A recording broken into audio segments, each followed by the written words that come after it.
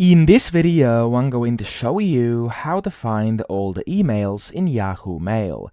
Now, to do this, there's actually a few ways. So the easiest one's going to be to simply go to the top here and then click on this advanced button, and then where it says date, you can just go ahead and click on any time, and you can then go and click on custom dates and just type in, of course, the years where you want to search for emails. So if I went back, for example, to let's do maybe something like 2025 or 2024, I can do that super simply, and of course I can just click on any of these days and then go back over here as well, and that's going to find the emails in that period. So let me actually go back some more.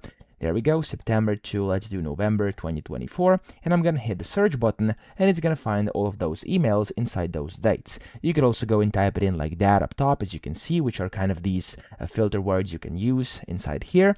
And yeah, that's gonna allow you to find older emails.